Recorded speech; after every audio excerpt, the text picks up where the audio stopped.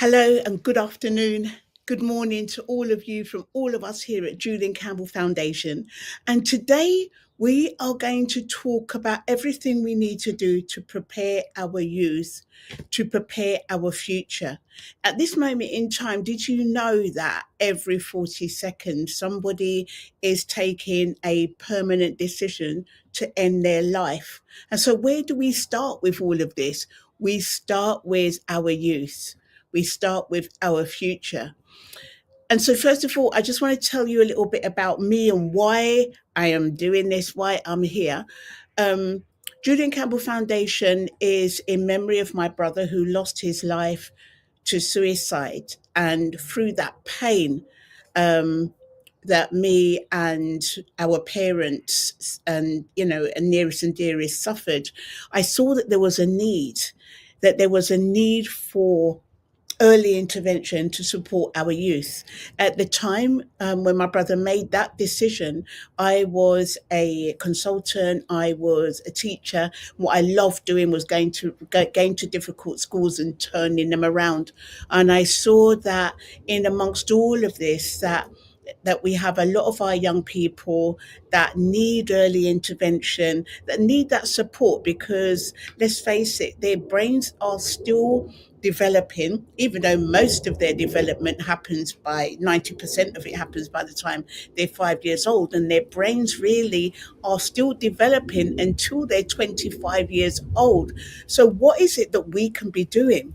So Julian Campbell Foundation is dedicated to my brother, Julian Campbell Foundation, and it's our mission to stamp out teen suicide and provide that early intervention that we can provide to children to help them manage their mood and raise their levels of emotional intelligence. Where we work in schools, in the community, youth clubs, and we work within families as well. And together we help support children and give the parents and their carers the skills that they need to be able to manage and help them improve their emotional intelligence and their mental health. So this conversation here is for anybody or any one of you or any one of us that is really passionate about our future, about our next generation, and and how to support them. So I just want to start off by talking about some statistics. Did you know that one in six children, now these are statistics from our National Health Service in 2023, so it's after the pandemic, one in six children has a mental health condition. So we're talking about anxiety, stress, depression, as well as some of the most weightier ones. However, in the UK, we refrain from diagnosing too early. And 50% of our young people have already a lot of mental illnesses that occur in adulthood are already seen. 50% of them are seen by the time they're 14 years old, and 75% already seen by the time that they're 18 years old. So what this means is that there's a lot more that we can be doing from 0 to 18 to help and support our young people to strengthen that boundary and that platform from teenagers or childhood to adulthood. And so also, you know that out of all of the our young people that have a mental health concern, one third of them are getting the support they need, which means that two out of three young people that are expressing or experiencing a mental health challenge or mental health difficulty or an illness, they're not getting that prompt intervention that they so desperately need at that time. And also as well that it takes sometimes from up to 10 years from the time that a young person starts to suffer from symptoms of this, from mental distress, to the time they actually get the correct support they need. This is 10 to 12 years of wait, or experimenting or trying one organization and one kind of support to the next and finally finding what they need. And in the last 10 years, suicides with our girls have risen up to almost 70%. So we're talking about self harm rates. And so let's talk about the causes of a mental health concern in our young people. So I started Julian Campbell Foundation in 2009, and we registered as a charity in 2011, which means that now for the last 15 years we have been supporting a lot of young people, so thousands of young people and their families. And there's a lot that our young people are dealing with. So our young people, they are dealing with pressure from social media, and body image. So a lot of our young people, I mean, I don't know, some of you might know, however, the suicide rates that started jumping up with our teenagers around 2010, 2011. And around 2010 is when the smartphones started coming out. And some of our young people are spending 10 to 12 hours a day on social media. They don't have the brain capacity and the development to be able to sustain that length of time. I would say, from the research that I've seen, 2 hours a day maximum in the week time, and 3 hours a day maximum at the weekend is more than enough. However, 10 hours a day, anything more than 5 hours a day, doesn't work for our young people, because in our teenagers and our children, it's a frontal cortex, which is the front here of the brain, that is developing. And it develops best through socialization, of peers, socialization with adults, being out there. It doesn't work to be in a computer or in social media for all of that time. So what can we do about this? So schools are now starting to ban phones in school, which has had an impact on the learning and focus. The schools are a lot calmer. I remember being in one school one time when a fight broke out, and this was through one child texting another one in another class, and then everybody was outside. So without all of the phones there, then our young people can focus on their learning. So this is really good for us to do this. And what we're doing as parents and carers, when our children come home, are you letting them be in their bedrooms alone with their social media accounts, with their video games? Because a young person with a frontal cortex that is developing needs to be out and about and out there and developing their brain, because it develops until 25 years old. Not looking and spending too much time in social media, where our young girls, can quite often look at and have complexes with body image because of what they're seeing in social media, and comparing themselves to what they see there, instead of being out in the world and developing their own self-worth, and building up their own self-esteem. um, so this is one thing. Mobile phones, really, or the smartphones, should be given to our children from 16 years old and above, not before that, because our young people, their brains are just not adapted to that. And the surge of the neurotransmitters, the dopamine, just doesn't. It's too much for a child to have that reward chemical, to have that reward without any work. So some of these new neurotransmitters and dopamine, it works well if there's an activity and then a reward. And if they're just getting the reward by just scrolling on Instagram and scrolling on TikTok, then it really does hamper with their focus and concentration. They're less likely able to focus and concentrate in their schools, which is then going to turn over and run over into their universities, because it will be difficult for them to do the reading from the reading list, to focus and concentrate on completing their degrees. So really, that's one thing we can do, is just make sure that we are monitoring them, their use of social media, that they shouldn't have social media until they're 16 years old. And also, when they're using this, I mean, I know that, would you as a parent or carer let your child go out from 12 midnight, 1 o'clock, and stay out all night? And of course, the answer is no. However, we are allowing our young people to do this on the internet, on social media, and they are out, unaccompanied with an adult. And there's all kind of menaces and threats out there, and we don't show our young people how to manage that. And did you know that young people from 2 years old, we are giving to our 2 year olds their own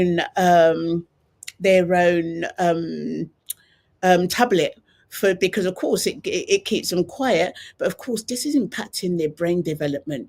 We know that 90% of our child's brain is developed by the time they're 5 years old.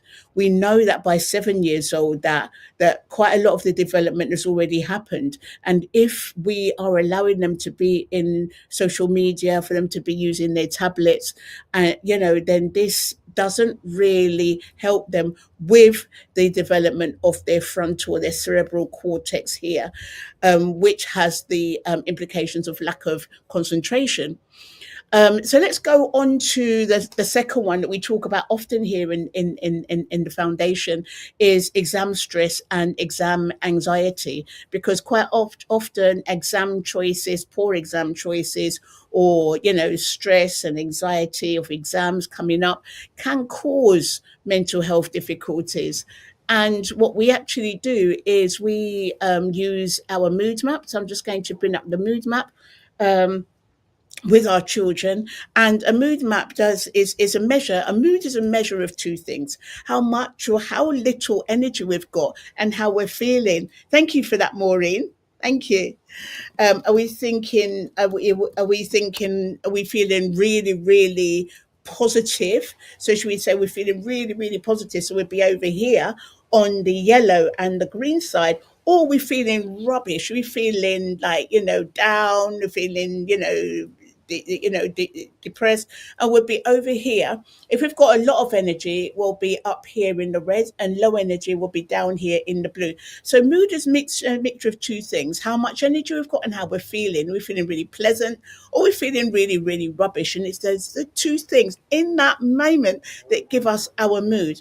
And we use this in the foundation. We use this with the young people that we're working with in schools, in the community. Also, as well, we use this with parents. The parents take it and say, "This is great. It's great for me to measure my mental health." And well-being, and it's really great for us to use with our young people, to show them or to teach them how to measure their mood, because a lot of young people don't understand that their mood can change depending on the conversations they have, who they're with, and what they're doing. And for them to be able to know where they are in their mood. So for example, a lot of our young people could be in the, see over here, in the red zone. So they're high energy, and they're feeling they've got a negative mood. And when they're feeling like this, and they could be feeling stressed or anxious, there's lots of activities that our mentors, our mood mentors, can give them to bring their levels down, and also to the bright side or the right side of the map.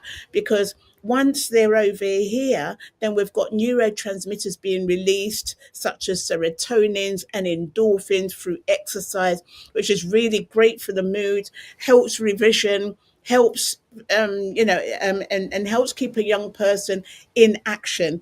So if you're interested, we can send you a free mood map afterwards, and please message me, because we're going to start a challenge very soon, because it's a very good way of not only us as adults identifying where we are, but helping a young person to identify where they are. Because once they know where they are, they've got a choice whether they want to stay there or whether they want to move into another mood, and what they need to do exactly to give them to put them into another mood.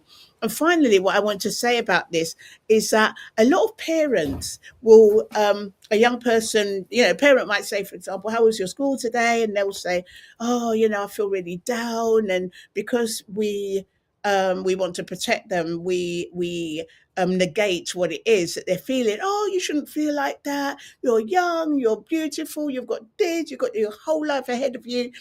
And what we really need to do in that moment is to listen actively. Sometimes saying nothing is the best thing, because our children want us to listen and really get what it is that they're saying and get into their world instead of trying to defend them and try not to hurt them. It's important that our young people are feeling these emotions and that they have these moods because they belong to them.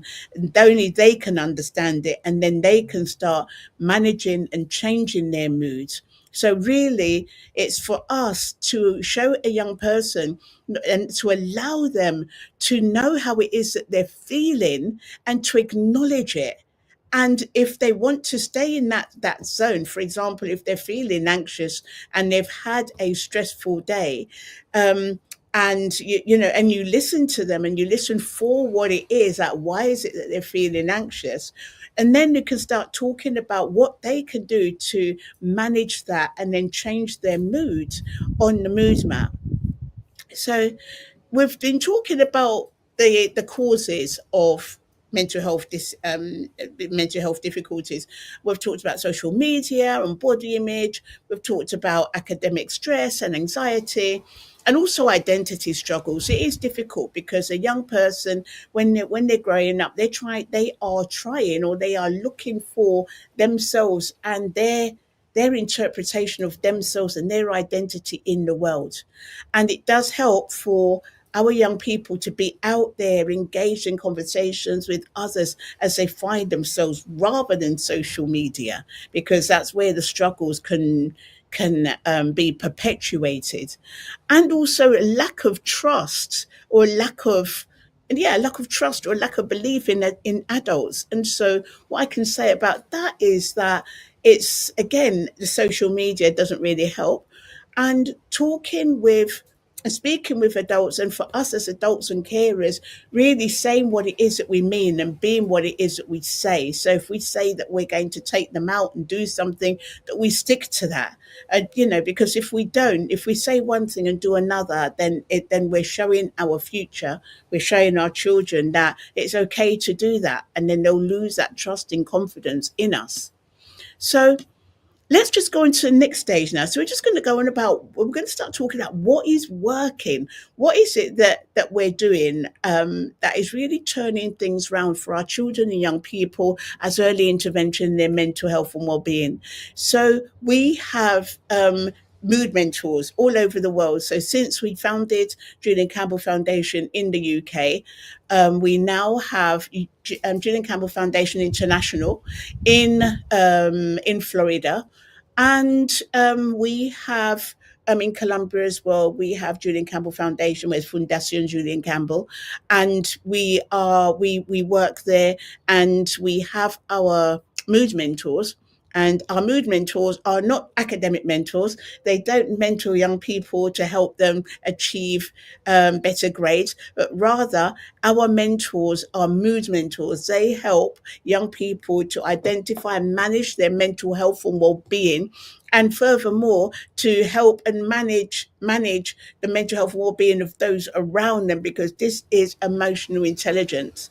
So we have our mood mentors, and our mood mentors support young people, helping them to read and improve their mood management through mood maps. And this has been really beneficial. Yeah, it's been really beneficial, and lots of young people have said that it's really helped them Lots of parents have said that it's really helped them. So this is one thing that we do. We also, in our schools, we go in and we do psychodrama workshops. Psychodrama is a really fun way, and research shows it was previously used on groups in hospitals around mental health and well-being, and it was found to have an impact and a therapeutic effect. And we've taken that into schools because some of the topics we work on, so for example, body image, the dangers of social media, as well as anxiety and making friends, and we have a lot of topics that we focus on depending on the population of the school, on what the teachers feel and the students feel that they need, the intervention they need for themselves. And so for us, we when we're doing the drama workshops, and say, let's say, for example, we're looking at the dangers of social media, we will do a lot of group work and give them a conundrum. So we'll give them something like, a real life story, like she's in one of the finalists for X Factor. She was only 14 years old and she was doing so well. She was going into the live finals. And then unfortunately, they found some footage of her bullying somebody on YouTube. There was these phone reels and evidence, and she got thrown out of X Factor, and it was just such a shame because she's so talented. But something like this we use as an example for our children, because they don't realize that their genetic that there's a tattoo, like a social media, from everything that they do. It's there on social media and it doesn't get lost, such that today a lot of people, when you go for a job, the employers are looking you up on social media because they can look backwards and see what it is that you've done. So we have this group work and psychodrama, and through the group work, the groups are working through these problems and conundrums, and it's like they've experienced it themselves. And then that way, when they come out of the training, then they know what to do in that situation for themselves. And also, as well, if a friend is going through something, like for example, I've just started dating somebody and they've asked me to show them a picture of, me without my bra. All of these and more conundrums and case studies we look at, and we approach through psychodrama workshops. And this is because the young people, it's like they've lived and experienced it. Then when they go back out into the world, they can then have the maturity to be able to know how to address each situation that comes up to them and their friends. And so we also provide parents and carers resources. So my book, Runs in the Family, is for a parent or a carer to show them how to manage their mental health and well-being, and to show us as adults how to, because we are the role models, we are the future. So if we want to impact the future, it's through us and our behavior and what we're putting in place that really makes a difference. And in that book and in our classes, we look at simple things like active listening, which is what we train our mentors to do, active listening, eating together, like 5 meals a week together, is really great for a young person to help them develop socially and increase and improve their levels of emotional intelligence. So and also as well the content of the food, the nutrition, all of these things we address. I just want to tell you the before we finish, just a couple of stories recently, that in the last 2 or 3 months through our mentoring services. So we had a young boy that was being mentored. He's 15 years old and hadn't left his house since the pandemic. And our mentors work for 12 weeks, 1 week, each week, 1 hour. And since the pandemic, we are in person and also online. And by the end of his 12 sessions, he was going out, he was going to the gym, really, and his mom was just so happy because she'd been trying to do all of this and encourage him for the 2 years and hadn't really gotten anywhere. And another boy I want to talk about, he was diagnosed with anorexia. And when we started seeing him and supporting him, we found that he had an addiction to computer games, and we looked at how he could overcome this. And instead of being in his room all of the time, which he was coming from school and going on to his computer games, our mentor worked with him, and he reduced the time that he was on the computer games. And I remember speaking with his parent after the mentor had completed the 12 sessions, and the parent was just really overjoyed. It's the same parent I spoke with at the beginning. It was saying, "Oh, I've tried all so many things and we don't know what to do," and who's been diagnosed with anorexia. And she was really happy because, thank you, Jasmine.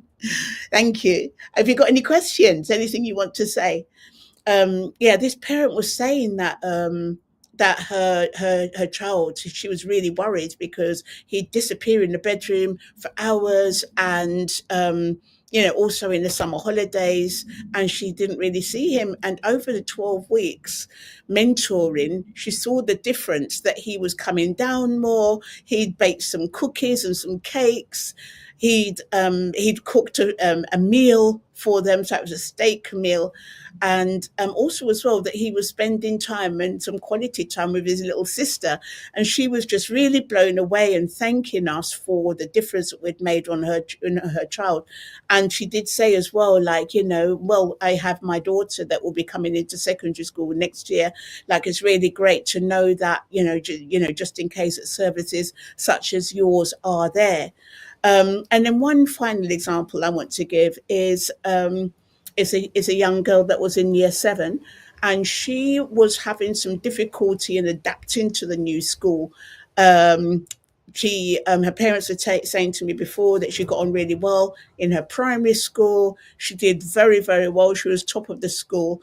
And then something happened, and there was some homework that she brought in. She thought she'd done it, and she hadn't done it. And from that, she got a detention. And from that time, she changed. She was in constant anxiety. And a mentor started working with her and didn't even get to the 12 weeks. It was 1 hour a week for 12 weeks. It was after the fourth or fifth week, the fifth session, the young person came and said, "Oh, I don't need any more support anymore," because the mentor had worked through everything with her. And the year head was just overjoyed and said, I can't believe it, because this young child, she was always at my office at some point in the day, crying or upset about something that had happened to her during the school day. And she'd felt, and now she was integrating. She had her friendship group. She wasn't any longer coming to him and crying and doing things like this. So like so he was really, really pleased. So, oh, Jasmine, I'm really glad you're addressing parents about the problems children face in electrical gadgets. You're doing a fabulous job with your presentation. Thank you about that, Jasmine. And just to let you know that we find that the boys seem to have they're more for the computer games, and it's the girls that are more for the social media. And if you wouldn't let your child out at, 12 or 1 o'clock in the morning, out all night, then neither should you let them on social media, or unaccompanied for this duration. So, if there's any more questions that you have, we have lots of examples, and maybe a child, or you might have somebody that wants to use our services, or even to be trained up as a mentor. And for us as adults, it's really important to have the early intervention, because remember I said that 50%, of the adult mental health illnesses, 50% of them are already seen by the time a young person is 14 years old. So 50% of them are seen before 14 years old. There's something we can do at that time before the child reaches 14 to help them manage, identify their mental health difficulty and help them manage and overcome it. And similarly, 85% is already seen by the time a young person is 18 years old.